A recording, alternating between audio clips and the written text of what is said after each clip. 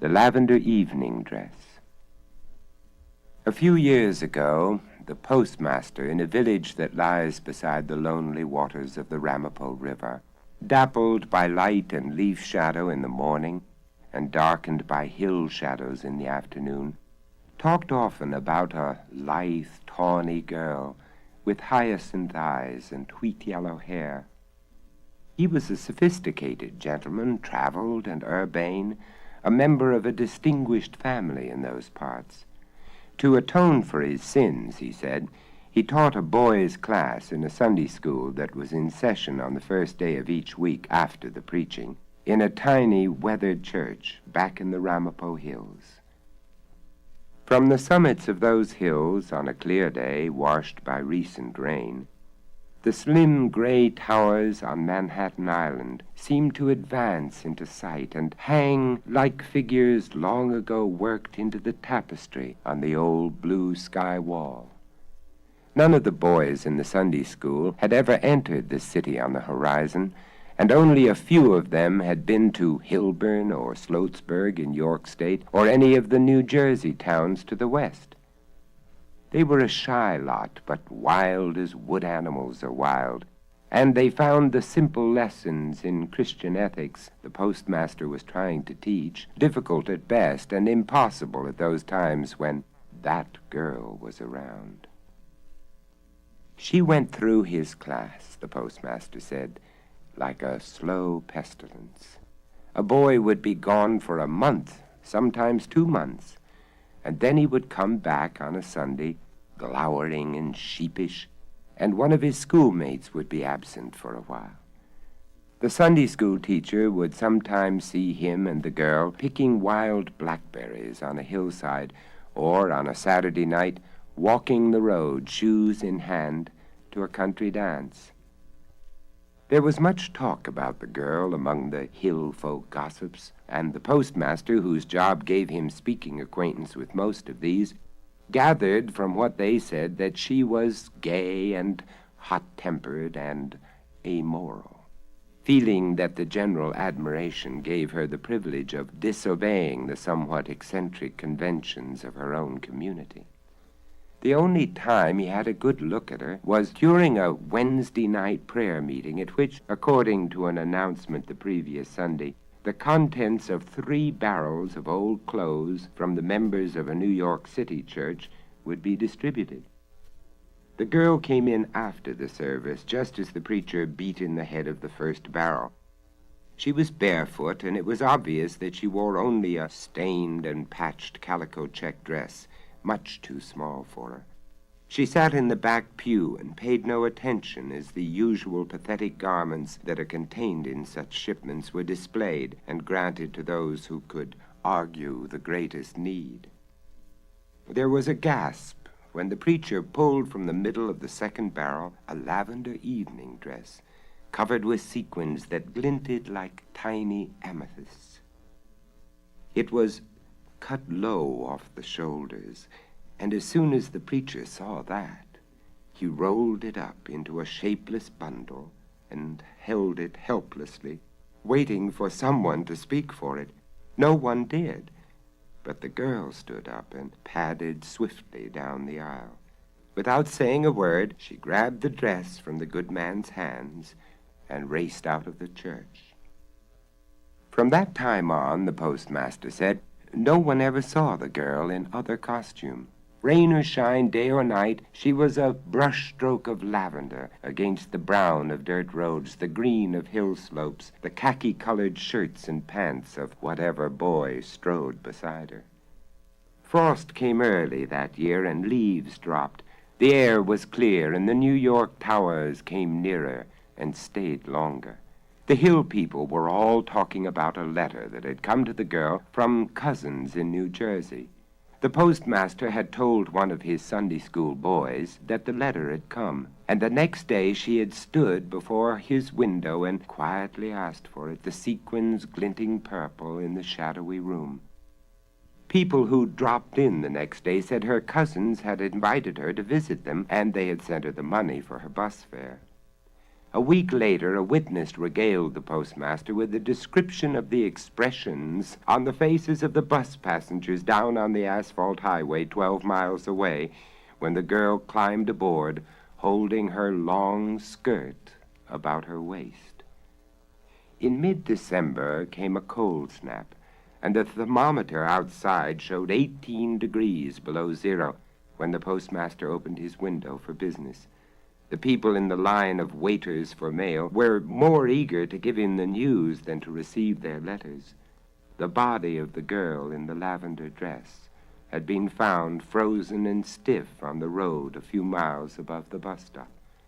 Returning from Jersey City, she had left the bus and begun the long walk home, but the evening dress had proved too flimsy wear for such a night. The postmaster said that after this tragedy, all the students in his class came regularly to Sunday school, and that was the end of the story of the girl. The girl froze to death about 1939, and for a decade nothing reflected doubt on the postmaster's conclusion. But now a growing number of people feel that his narrative, the truth of which is easily provable by many witnesses, has had an inexplicable consequence. Overtones that have transcended his matter-of-fact realism. For a strange report recently began its rounds of upstate towns, and particularly colleges.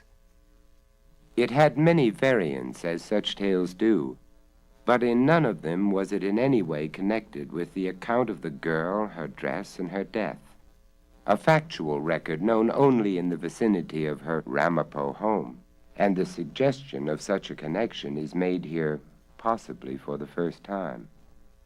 As I heard it, 2 Hamilton College juniors, motoring to a dance at Tuxedo Park after sunset of a warm Indian summer Saturday on the road that runs through the valley of the little Ramapo River, saw a girl waiting.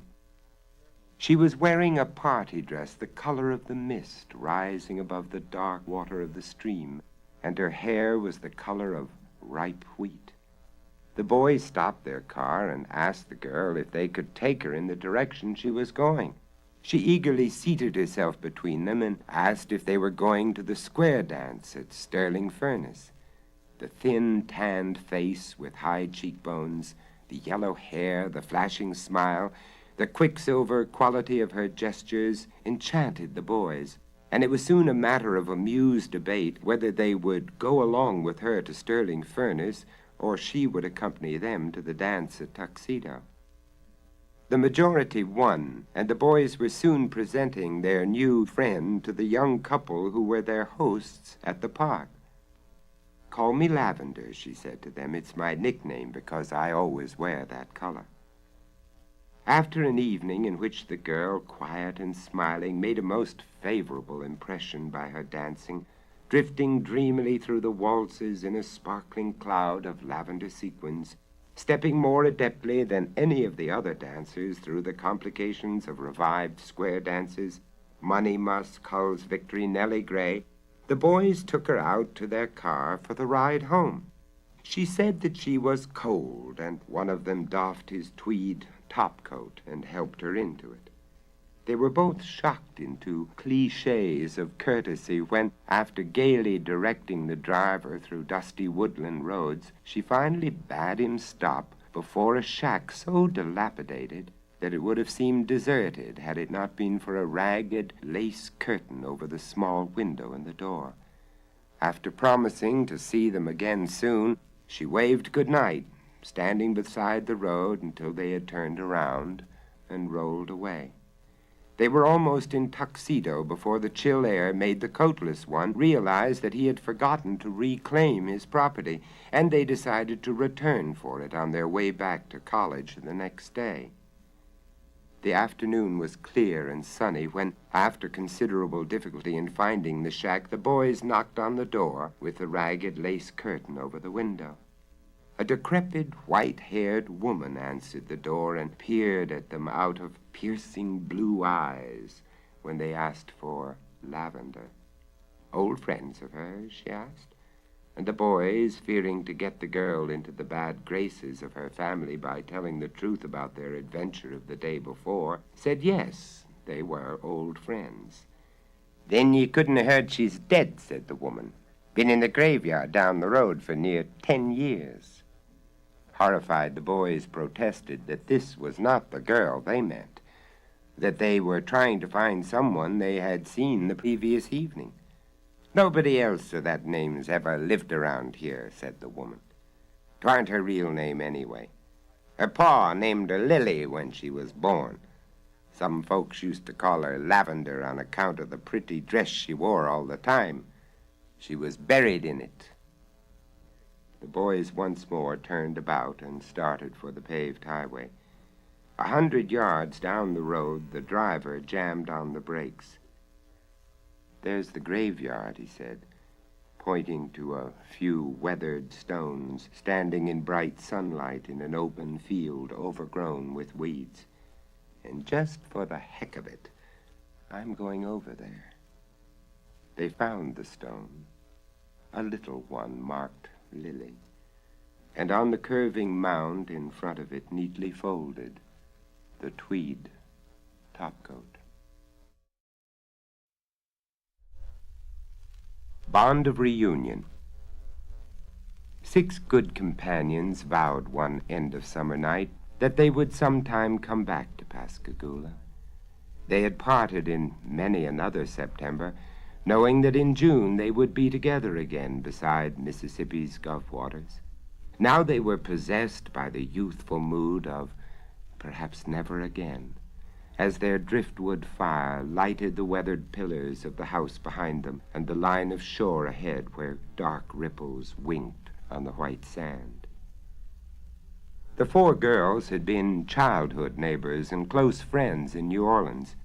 2 of them would be graduating from college in the spring, and there would be no more long, sun-drenched vacations at the rambling seaside house of Jane's mother.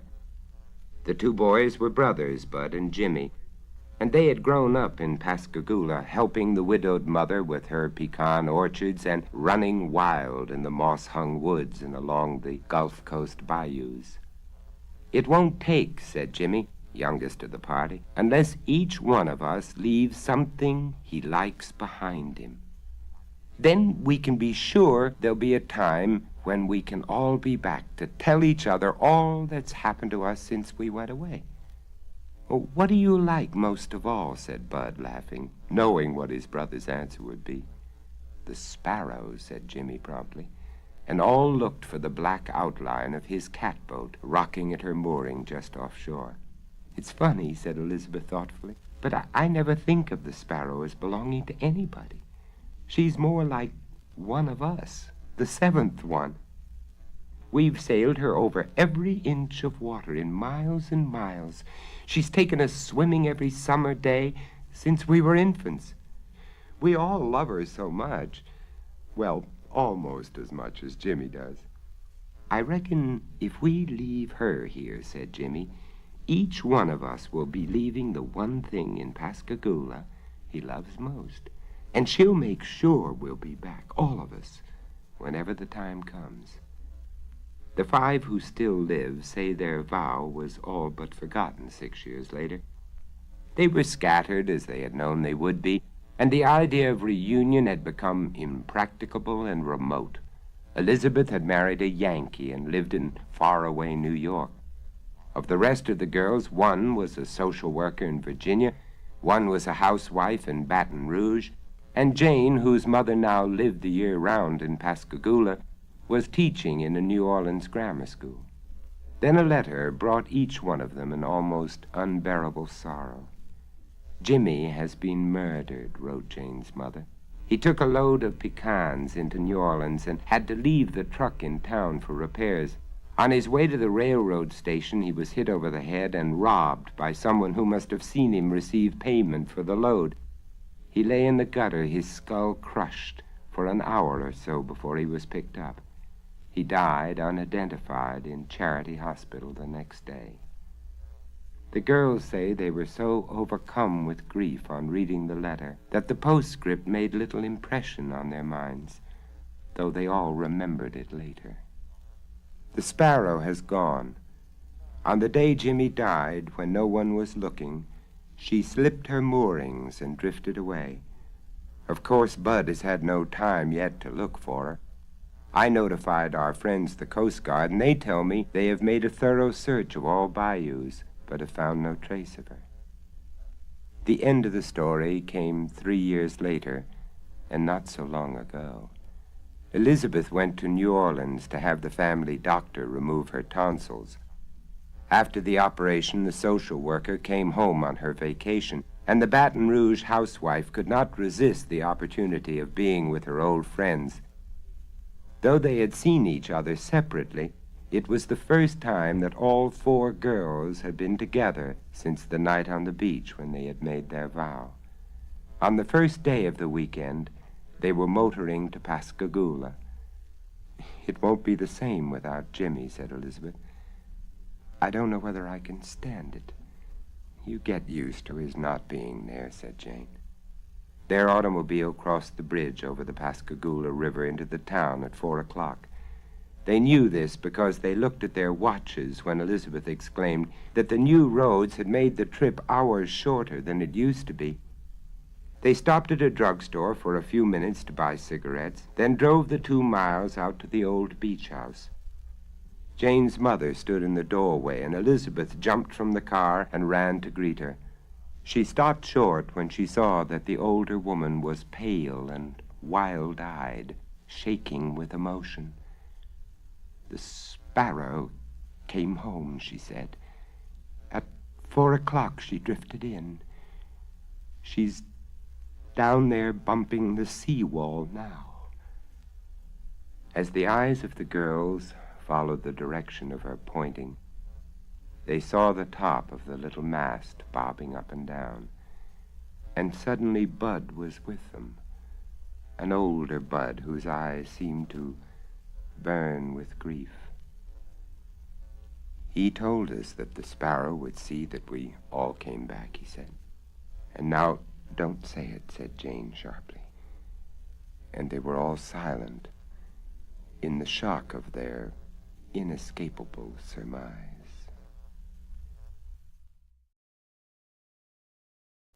Harp Notes in the Mist. Years ago, I lived for a few months in the little town of Pass Christian at a tavern called the Inn by the Sea. On hot nights that summer, just as the sun seemed to be dropping into the waters to the west, my host would ask us to come aboard his red-sailed sloop, and we would skim the rippling surface of the Gulf of Mexico for a few hours before returning to our beds.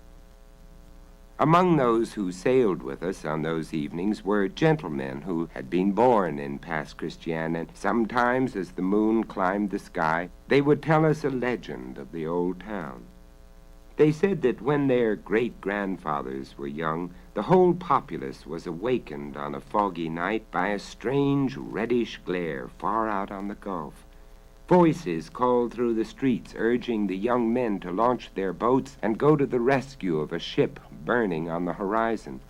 Out into the misty darkness the boats sped, guided by the orange flames in the distance. As they neared their goal, the crews heard music drifting over the still black water. To their incredulous ears came the sound of harp notes, and a melody that one of the elder rowers recognized as an ancient Portuguese love song. It seemed to come from the very heart of the flames. When the leading boat was so near that those in it could hear the crackle of the racing fire, there was a sudden explosion, and the ship went down, leaving only a few charred timbers floating on the water. The would-be rescuers circled about, but found no survivors. Shocked by the tragedy, they returned to the shore, and there, to their surprise, they came upon a beached lifeboat in which the captain of the ship and 4 of his men had made their escape. The captain was a handsome young man, genial and charming, and he made so favorable an impression on the hospitable folk of Pass Christian that they welcomed him to their homes, gave parties in his honor, and urged him to give up the sea and live among them. The captain told them that he was touched by their warm welcome, and before long he announced that he would accede to their entreaties. A month later he bought a plantation of many acres. The windows of its pillared big house looked out upon the Gulf. Here he lived in luxury, attended by the 4 men who had been his companions. It was said that he had paid for his new property in golden Brazilian coins. All went well with the captain for more than a year. He bought a number of slaves, and he gave such elaborate parties that he became the leading social figure of the aristocratic little town. Then a visitor from New Orleans arrived at one of the neighboring mansions and almost immediately died of yellow fever, which had been raging in his native city. Soon the dread disease was spreading over Pas Christian, and among its many victims was one of the captain's 4 accomplices. The doctor who attended the unfortunate man found him out of his mind with fever and heard him confess a horrible crime. In his delirium, the man said that a Brazilian gentleman had shipped aboard the captain's vessel at a South American port, bringing with him his beautiful wife and his entire fortune, which had been converted into gold coins and packed in a stout wooden chest. The Brazilian had told the charming captain of the gold, and the latter had no sooner heard of it than he determined to acquire it. He selected the 4 men of his crew whom he most trusted, and informed them of his purpose. They would murder the rich passenger, he said, and load the money chest into the one small boat aboard. Then, after setting fire to the ship, they would row to shore with their loot and leave the rest of the crew and their victim's wife to die in the flames. They had carried out their scheme on the foggy night when the people of Pas Christian had seen the ship burning. The dying seaman said that as the captain and his accomplices rowed away from the blazing vessel, the wife of the murdered man, realizing her doom, had brought up from her cabin the harp with which she was accustomed to entertain her husband, and had played on it an old Portuguese ballad until the explosion had sent all on board to their deaths. After the death of his fever-stricken patient, the doctor realized that his report of words spoken in delirium could not be accepted as positive proof, but he told his friends what he had heard, and the captain suddenly found himself a marked man. He planned another elaborate party, and not one of his former friends accepted his invitation. Suspicious that his secret had been discovered, he decided to flee Pas Christian at once with his stolen gold. He rose from his bed at midnight, and taking his spade and a lantern with him, he ran down to the shore to unearth the chest which he had buried beneath a gnarled old oak. Unaware that he was being constantly watched, the murderer did not realize that the doctor and his friends had seen the glimmer of the lamp and had crept secretly to a nearby cove to watch his movements. Descendants of the watchers on that night say that their grandfathers have told them that as the captain uncovered the chest, an orange light appeared on the horizon and increased until the whole night seemed to be tinged with it. Then suddenly they heard the creak of oarlocks and saw a ghastly crew of skeletons rowing in perfect rhythm towards the shore. In the stern sat a beautiful dark-eyed woman playing a strange and lovely melody on a golden harp. Apparently the captain saw this vision too, for he stood up quickly and then fell upon the ground. When the watchers reached him, the boat and its occupants had vanished, and the captain lay dead, his hands clutched convulsively about golden coins. This is why, so people who have lived long at Pas Christian say, on foggy summer nights those who look out to sea may sometimes behold a glare far out on the water, and hear harp notes drifting through the mist. The Tale of the White Dove. When the mistress of the big house lay dying, so the house slave said, she raised herself on her elbow and vowed that she would come back to her home. she would come back as a white dove to her husband and to the garden where they had been happy together. No white dove came to the garden for months nor for years.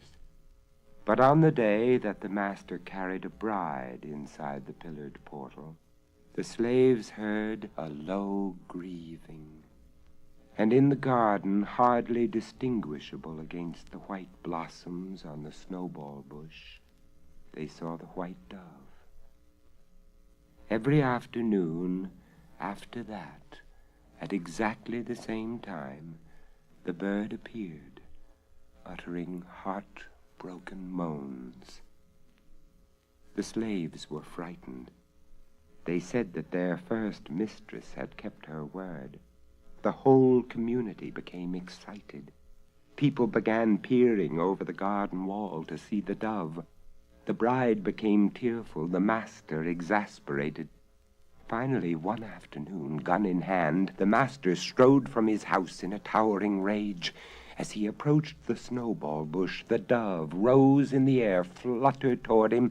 He raised his rifle and fired. A woman's scream sounded over the garden, and the dove flew away, a sudden crimson staining the whiteness of its breast.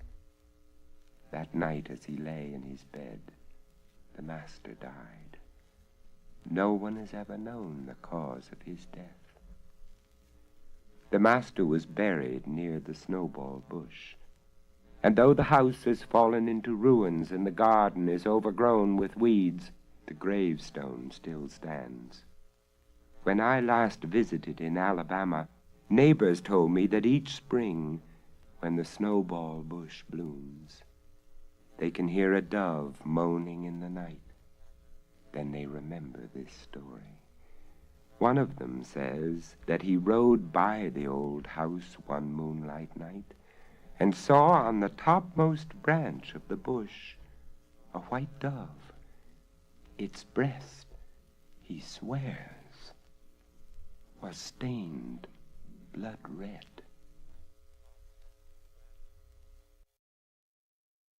Magic candle to find treasure. Ingredients: human tallow, 1 piece of hazel wood, large. Preparation: make a candle of the human tallow. Fashion the hazel wood into a horseshoe-shaped holder for the candle. Place the candle in the center of the hazel wood so that the candle is between the 2 parallel sides of the hazel wood. If this candle is lighted in a subterranean place and sparkles brightly with much noise, it is a sign of nearby treasure. It will sparkle more and more as you near the treasure, but will go out when you are quite close. Since the treasures are often protected by spirits of the dead, it is good to have some blessed wax candles along to provide light when the magic candle goes out, and to conjure up these spirits to see if there's anything you can do to help them. It is most imperative that you do whatever the spirits may require of you. Hand of glory. Ingredients: 1 hand of a felon, part of a funeral pall, zimat, niter, salt, fern and vervain, optional, long peppers, fat of a gibbeted felon, virgin wax, sesame, pony. Preparation: take the right or left hand of a felon who is hanging from a gibbet by the highway. Wrap it in a bit of funeral pall, and very tightly so. Put it into an earthenware vessel with zimat, niter, salt, and long peppers, all very well powdered. Leave it thus for a fortnight, and then take it out and expose it to full sunlight during the dog days until quite dry. If the sun be insufficient, try an oven heated with fern and vervain. Next, make a candle with the fat of the gibbeted felon, virgin wax, sesame, and pony. Use the hand of glory as holder for this candle. The use of the hand of glory thus created is to render those to whom it is displayed into a stupefied and motionless state, in such a way that they can no more stir than if dead. Protection against the hand of glory. Ingredients: gall of 1 black cat, fat of a white hen, blood of a screech owl. Preparation: compound the above during the dog days. Rub the threshold or other parts of the house where entry may be made with this unguent, and you will be safe. The Ghostly Hand of Spital House. George Alderson owned the English inn called Spital House some 200 years ago. It perched high on Stainmore in Yorkshire's North Riding.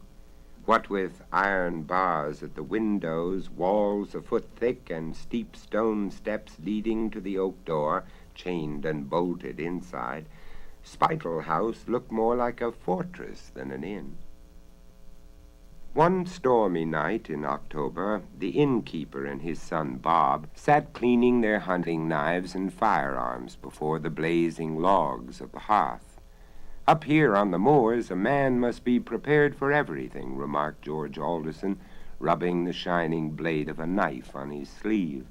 "Aye, the master is right," declared the little maidservant Bella, glancing from the pot she was stirring to Mistress Alderson, busy at her spinning wheel.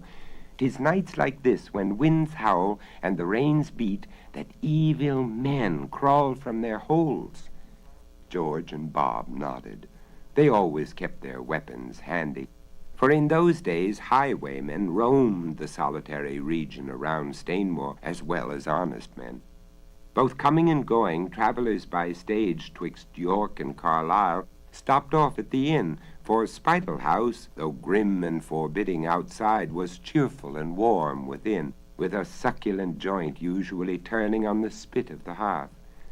Once a weary traveler had dried his boots and sipped a mug of steaming posset, Bella offered tasty soup from the pot, along with a radiant smile. A warm welcome and a good feather bed awaited folks at Spital House. Small wonder that fame of the old inn had spread the length and breadth of North England. Now, on that gale-whipped October night, George Alderson glanced around the comfortable room. The cheerful whir of the spinning wheel and the smell from Bella's pot made a man glad to sit by his hearth. "We beat the storm by a good 2 hours," he remarked to his wife Margaret, "and lucky we are to be home from the fair. What with wind coming up and rain pelting down, it's good to sit here warm and snug, with our horses bedded down for the night."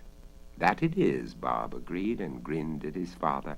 "And it's good, too, to have our handsome profits for the sale of our sheep bedded down in the cupboard tonight." Mistress Alderson lifted her comely head and smiled at her men. "And," Bob continued, "since this is the sort of night cutthroats and robbers take for plundering the moors, I'm thankful to have my blunderbuss cleaned, should there be need to use it." Bella vigorously stirred her pot. Bob was right. This was a night to be careful. She, a country girl, born and reared on Stainmore, knew more about cutthroats and robbers than her masters from York. She recalled many a story of stagecoaches robbed, horses stolen, and passengers murdered. As she thought of the dreadful dark deeds, Bella fancied she heard a faint knock at the door. "Master, mistress," Bella cried, "I think someone's at the door. Shall I open and see?" "Aye, lass," the innkeeper said, "though it seems late for a traveller to be battling this gale." As Bella ran to the door, Margaret Alderson paused at her work. "Best leave the chain on, child," she said in a low voice, "until you see who's there." As Bella turned the great key in the lock and slid back the heavy bolt, a feeble voice whispered, "Hurry, hurry. In heaven's name, let me in, lest I die on your doorstep." At a nod from her mistress, Bella dropped the clanking chain from the slot and peered cautiously at their storm-whipped visitor. Before her drooped a gaunt figure leaning on a stick, the The hood of the cloak the stranger clutched completely hid the features, save for two dark, piercing eyes. "Let me in," the feeble voice implored. "'Tis a wicked night for an old woman to wander the moors." Poor soul, Bella thought compassionately, supporting the stumbling stranger to the settle beside the hearth. It was addled she was from wandering around in the storm. A sip of brandy and a rest by the fire would do her a world of good. And yet, in spite of her concern for the bedraggled creature, the girl thought the body next hers was remarkably firm, and the voice deep for an old woman. Their guest sank to the settle with a pitiful moan, while George Alderson added a log to the fire.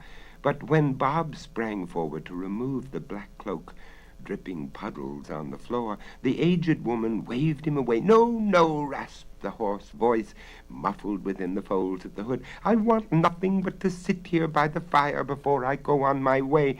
Rest is all my old body needs." The poor soul was quite daft, Bella concluded.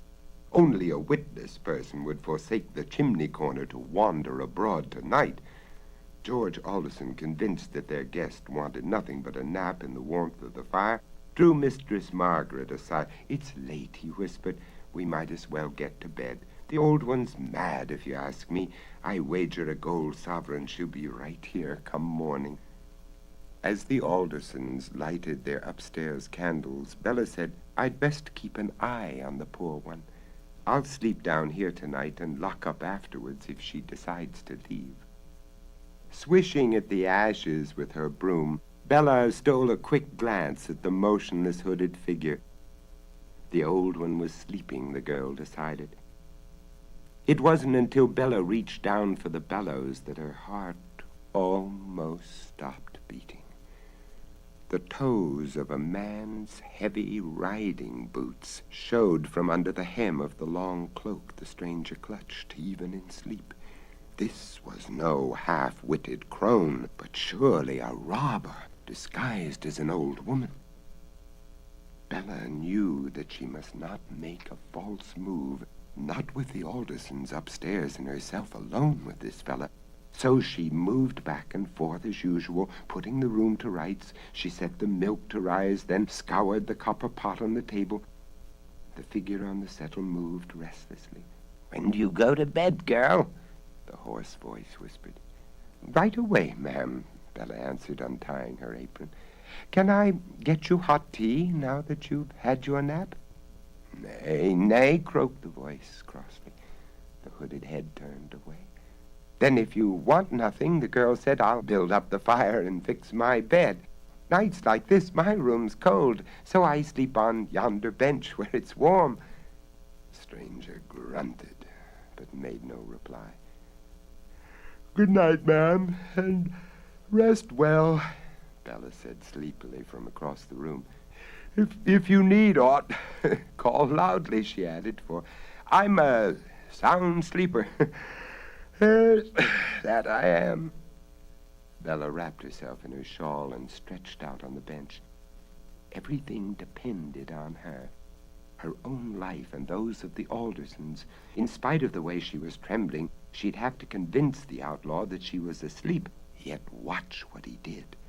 At first Bella tossed this way and that, but in a few minutes she found that she could pretend to be asleep. All she had to do was count slowly, 1, 2, to breathe in, out, in, deeper and deeper, all the time. Bella narrowed her eyes to slits so she could observe the man on the settle. Possibly an hour passed before he stirred. Then, apparently satisfied Bella was asleep, he threw back his hood. By the flickering firelight, she saw a long, pale face with thin, cruel lips and eyes that glittered craftily. Without any warning, the ruffian suddenly strode across the room, then stood staring down at her face. If she betrayed herself now by so much as twitching an eyelid, he'd murder them all, forcing herself to repeat over and over, in, out, in, Bella found she could still pretend sleep. Only when convinced that the girl on the bench was asleep did the cutthroat return to the fire. There, from the folds of his cloak, Bella saw him draw forth an object so fearsome she had to stifle a scream in her throat. Her flesh crept with horror, for the awful shrunken thing the outlaw took from his garment and set on the table not far from the copper pot was old and withered, brown as earth from a newly dug grave. It was the severed hand of a man long dead. If the scoundrel had seen Bella's face at that moment, he'd have killed her at once. But fortunately his back was toward her as he bent to light a candle by the fire. When he turned about, Bella managed to breathe more heavily than before. Glancing sharply at her face, the man thrust the candle into the half-open palm of the hand and began to chant what sounded like a magic spell. Lock those who sleep in slumber deep, and yet more deep, O withered hand, show us the spoil, direct your light to treasure bright, help our waiting robber band, lead us to spoil this stormy night. When the words ceased, Bella took care not to slacken her breathing. Until she thought of a way to outwit the robber single-handed, she'd have to feign sleep. A blunder would cost all their lives. The crafty cutthroat began chanting again. Shine out, ghostly light, lead us, ghostly hand, reveal rich treasure to our waiting band. The candle flickered brightly. It would point to the cupboard soon, Bella thought desperately, and show where the master had locked his money. Whatever she did, she must act quickly. But as the girl lay there, racking her brains for a way to warn the master, the man strode to the window. He pushed it open and gave a shrill whistle. So there were more cutthroats, and no telling how many, Bella thought in panic as she heard the faint answering whistles outside. She must thwart the ruffian before the others got in. An instant later, Bella saw her chance. After shutting the window, the robber went to the door and turned the great key in the lock. As he swung the door open, Bella leapt at his back and gave him a thrust that sent him bumpity-bump down the steep stone steps that led to the door. Bella watched him collapse in a heap on the ground and lie still. Now the girl slammed the heavy door shut, turned the key in the iron lock, and slipped the huge bolts into the slots. Last of all, she secured the heavy chain. That will keep you and your friends outside, Bella muttered grimly. Wait till the master peppers your hides with his bullets. Master, come quickly, the girl shouted. But there was no answer. Perhaps they didn't hear me, Bella thought, and shouted again, loudly as she could. Come at once, master. Bob, robbers are here. Robbers, I say. Can you hear me? She cried even more lustily. They're gathering outside. I hear their yells. But the louder Bella called, the more ominous was the silence overhead. And as to the horrible hand on the table, when she forced herself to take a quick glance at that, the candle was burning brightly, and now the flame pointed directly at the lock on the cupboard door. Master Alderson, Master Bob, help, help, come, come! Bella shouted, though by now she knew something dreadful had happened. Snatching a candle, she flew up the stairs, but when she held the light over the bed of the innkeeper and his wife, she found them sound asleep. The girl shook them and called out loudly. She even shouted into their ears, but she couldn't rouse the sleeping couple. Oh, dear heaven, what is the matter? Bella sobbed desperately, for by now the robbers were beating at the door. Bella ran to Bob's room, but the youth was sound asleep. It was only after she had doused his face with cold water, dragged him from bed by the feet, and still he slept. that she remembered the robber's spell. Lock those in sleep, in slumber deep, and yet more deep. The ghostly hand and its evil magic. Bella exclaimed, anguished tears on her cheek. If I can't find a way to break the spell, we are lost. The robbers will kill us all. Without losing another moment, Bella darted for the stairs. She'd find a way, though she didn't know how, to extinguish the candle and shatter the magic that locked her people in sleep. But to her horror, Bella found the candle burning brighter than ever in the withered hand, and the massive outside door shivered and shook under the robber's battering kicks. Dear heaven, help us, Bella sobbed. Frantically, her eyes searched the room. She must find something to put out the flame. Outside, the robbers bellowed, "Let us in, witless one, if you know what's good for you. Open the door before we sliver it to kindling wood. And as for you," the voices muttered, threatening and low, "if you don't open at once, we'll slice you up as you slice a mutton joint, and then we'll chop you to mincemeat," roared another voice, one that Bella recognized as belonging to the ruffian she'd kicked outside. He'd come too. The girl shuddered as the voice continued, "The others are sleeping a sleep from which they won't waken. They can't help you."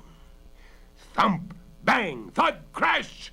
Bella blanched with terror as the furious blows made the copper pot on the table jump. The copper pot! Perhaps she could extinguish the candle with that. In desperation, Bella grabbed the pot and turned it over the candle and the dreaded withered hand. Almost immediately, the candle spluttered, then sizzled and sighed. But the hand under the pot flopped so, to hold it down took all of Bella's strength.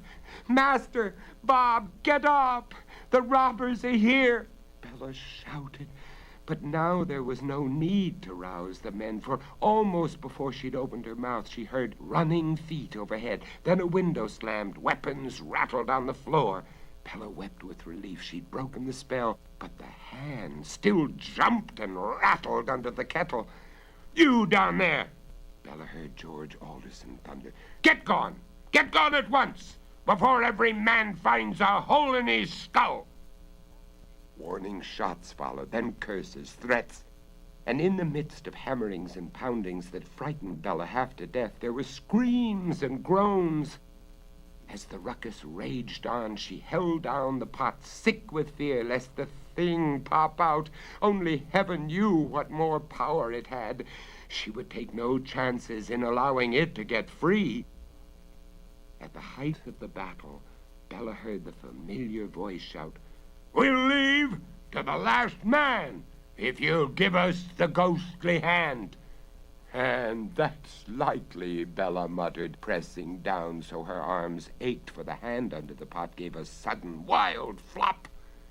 But the girl grinned when she heard Bob bawl, "This is what I'll give you!"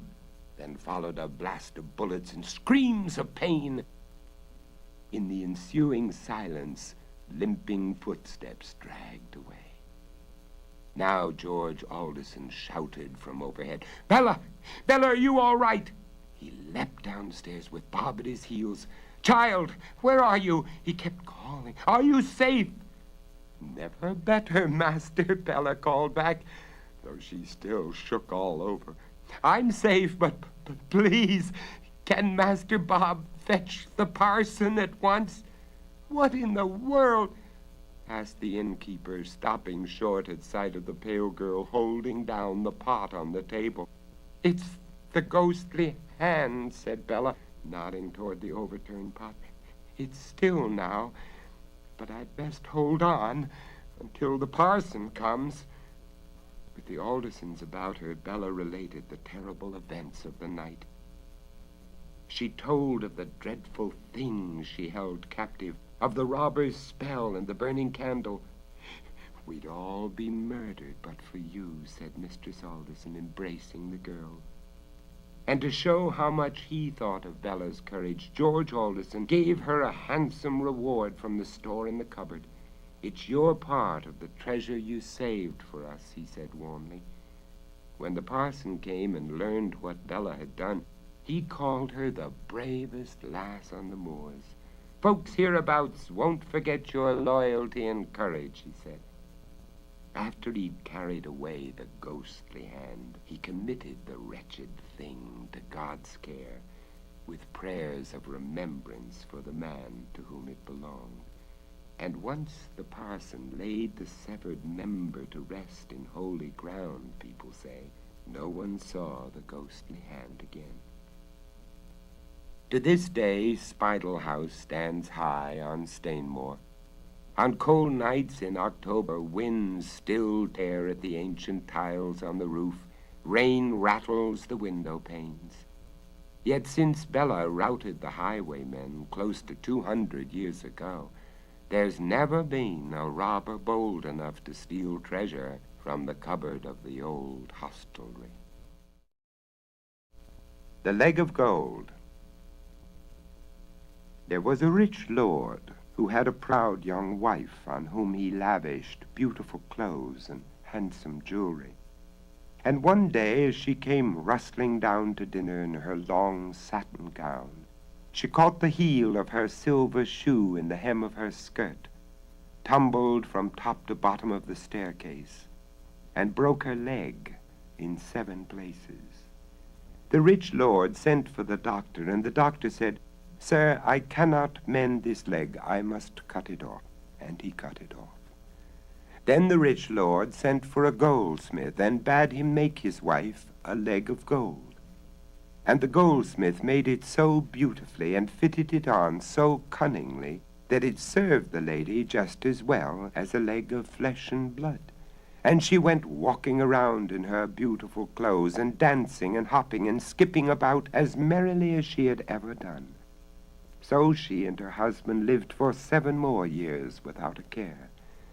And then one day, as she came running downstairs, all eager to show her husband how elegant she looked in the costly new gown he had just bought for her, what did she do but catch the high heel of her golden slipper in the hem of her long skirt, and tumbled from top to bottom of the stairs again, and this time she broke her neck and died. The Lord had her buried, gold leg and all, in a handsome grave, and put his whole household into expensive mourning. In particular, he dressed up his valet in black satin, and the valet preened himself before the glass and thought, "How handsome I am," for he was a very conceited young fellow.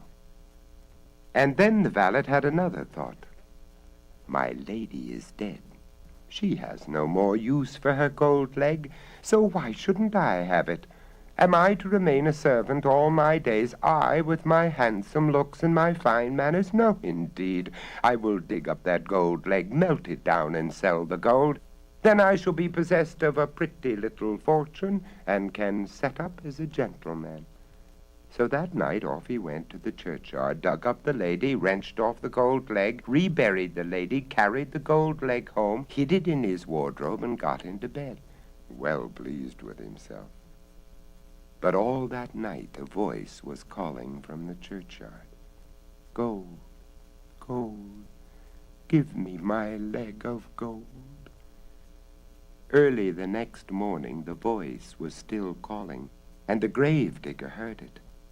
So he hurried to the Lord and said, "Sir, your wife will not lie quiet in her grave. She keeps calling and calling. Send someone to find out what she wants." The Lord ran to his wife's grave and said, "Dear wife, tell me what you want."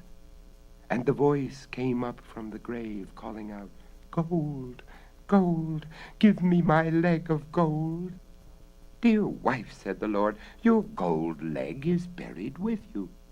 But the voice called again, "Gold, gold, give me my leg of gold." "Wife," said the Lord, "you are not being reasonable." And the voice called again, "Gold, gold, give me my leg of gold." "You have your leg of gold," said the Lord. "If you have nothing else to say to me, well then, good day. I will have some prayers said for you." And he went back home. But an hour later the gravedigger came again to the Lord. "Sir, your wife will not stay quiet. She keeps calling and calling. Send someone to her." So the Lord sent the lady's maid to the grave, and the voice rose out of the grave, calling, "Gold, gold, give me my leg of gold." "Madam," said the lady's maid, "you are wrong to complain. Your golden leg is buried with you." But the voice called again, "Gold, gold, give me my leg of gold." "Madam," said the lady's maid, "is this reasonable? If you have no more to say, I will wish you good morning. Your husband will have some prayers said for you." And she went back to the house. But an hour later the gravedigger came to the Lord again. "Sir, your wife will not stay quiet. She is calling louder than ever. Send someone to her, I pray you." And the Lord said to his valet, "Go you to the grave and see if you can quiet her." The valet began to tremble. "Master, I dare not go." "Do as you are told. Go, you coward." "Master, I dare not." Go, or I will shoot you."